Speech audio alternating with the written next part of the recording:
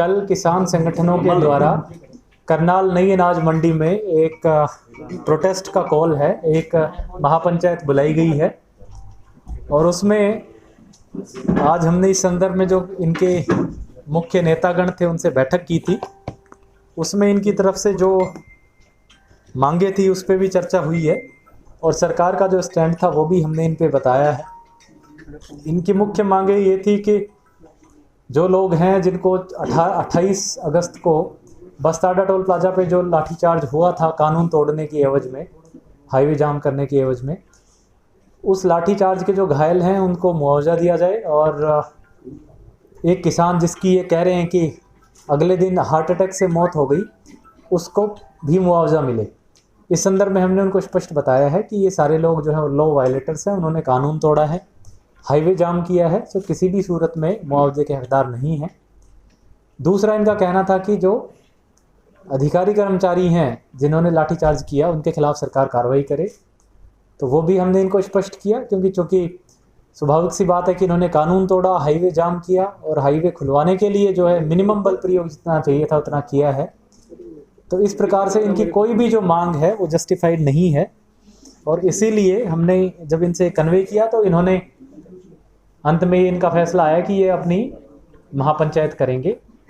इस सिलसिले में मैं किसानों से जितने भी लोग यहाँ इकट्ठे होंगे उनसे आग्रह करूँगा, एक तो शांति व्यवस्था ज़रूर बना के रखें, जितनी भी गैदरिंग हो। इनकी जो कॉल है, इनका जो मांग है कि ये हाईवे जाम करेंगे या सेक्रेटरीट का घेराव करेंगे, वो प्रशासन किसी भी कीमत पे बर्दाश्त नहीं करेगा क्योंकि हाईवे बड़ा क्रिटिकल है। जो लोग मूव करते हैं उनके मूवमेंट को किसी भी तरीके से रिस्ट्रिक्ट नहीं किया जा सकता। इसी प्रकार सेक्रेटरीट में भी जो है ज़रूरतमंद लोग आते हैं, तो कानूनी तौर पे बिल्कुल गलत है कि अगर इसका कोई घेराव करे।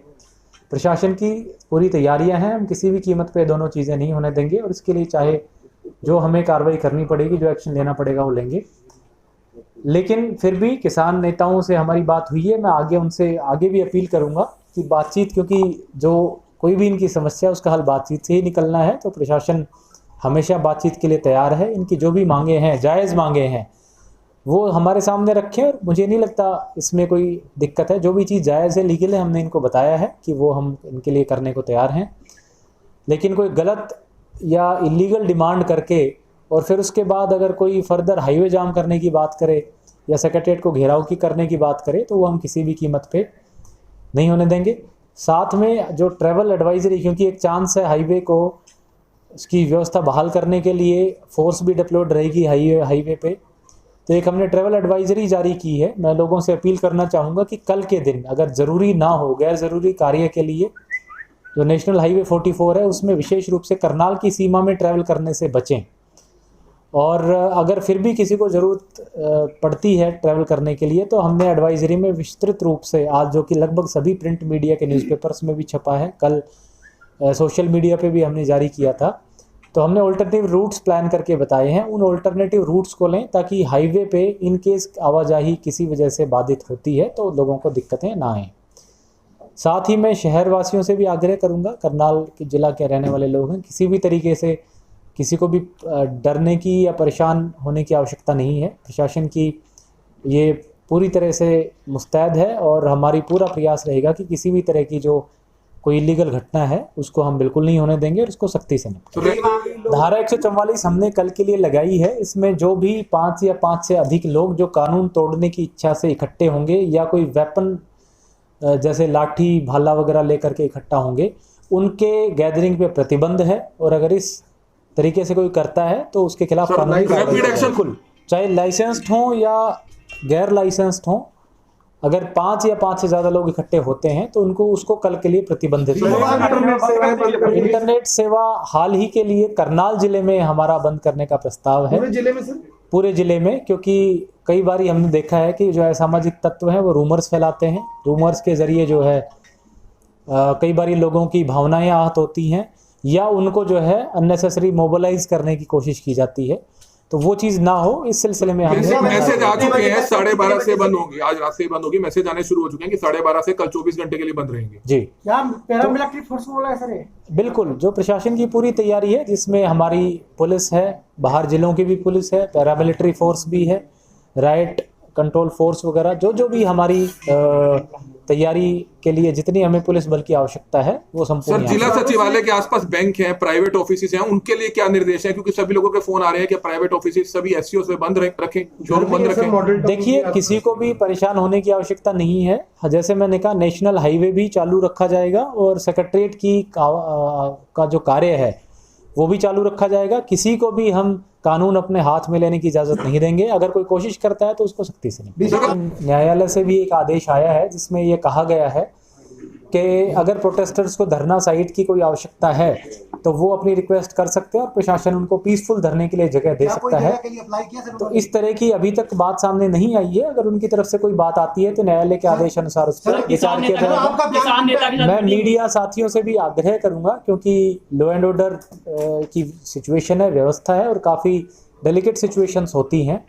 ऐसे में जिम्मेदारी पूर्वक रिपोर्टिंग मीडिया के तरफ से हो, चाहे वो प्रिंट मीडिया हो, इलेक्ट्रॉनिक मीडिया हो, सोशल मीडिया हो, क्योंकि ये जो मामले इतने डेलिकेट होते हैं कि एक भी फॉल्स न्यूज़ या रूमर्स जो है वो सारी सिचुएशन को ख़राब कर सकते हैं। इसलिए मीडिया के आज करनाल के सभी रेस्पॉन्सिबल साथी यहाँ पे आए हुए हैं। मेरा आप सबसे आग्रह रहेगा कि कोई भी रूमर्स ना चलाएं और लाइव कवरेज के चक्कर में कई बार हम जो है इस तरह की इन्फॉर्मेशन लोगों में देते हैं जिससे लोगों की भावनाएं आहत हो सकती हैं। तो वेरीफाई करने के बाद ही, प्रशासन से वेरीफाई करने के बाद ही, या जिस भी सोर्स से जिसको जो आपको ठीक लगे उससे वेरीफाई करने के बाद ही सूचनाएं चलाएं, ताकि लोग आवेश में आकर के लॉ एंड ऑर्डर तोड़ने संबंधी कोई कदम ना उठाएं। जितने भी ग्रुप्स हैं, चाहे वो कमर्शियल ग्रुप्स हैं, इंस्टीट्यूशंस हैं जो सेक्रेटरीट के आसपास के हों, अगर आपको बहुत आवश्यक ना हो तो आप कल के लिए बंद रख सकते हैं, क्योंकि उसमें आपके एम्प्लॉयज़ को कहीं ना कहीं इनकन्वीनियंस हो सकती है। लेकिन मैं स्पष्ट कर दूं कि किसी भी तरीके से प्रशासन की पूरा प्रयास है कि किसी भी तरीके से लोगों को किसी तरीके से परेशानी नहीं हो। सबकी मूवमेंट्स चालू रहेगी, सारे स्कूल्स खुले रहेंगे। इस प्रकार का कोई भी जो है आदेश या किसी डायरेक्शंस प्रशासन के द्वारा नहीं दी गई हैं। अगर समय रहते आगे कुछ इस तरह की डायरेक्शंस आती हैं तो हम जो हमारा पब्लिक रिलेशंस डिपार्टमेंट है उसके थ्रू समुचित रूप से प्रेस नोट सभी मीडिया के साथियों को दिलवाएंगे और प्रशासन के जो सोशल मीडिया साइट्स और जो ट्विटर और फेसबुक अकाउंट्स है वहां पे भी किसानों की मांगों पे से कोई भी कानून तोड़ेगा तो उस पे उसको कानून को सख्त तोड़ने वाले को सख्ती से नोटिस। डाइवर्ट किए गए जो इमरजेंसी व्हीकल है, एम्बुलेंस है, उनको जो इमरजेंसी व्हीकल्स हैं वो अगर सीधे रास्ते से आना चाहते हैं बिल्कुल आएँ। जैसा हमने कहा, हम हाईवे की कार्रवाई किसी भी कीमत पे नहीं रोकने देंगे। फिर भी 1% चांसेस हैं कुछ समय के लिए, अगर पुलिस फोर्स और प्रदर्शनकारियों में झड़प होती है तो हो सकता है हाईवे कुछ समय के लिए बंद रहे।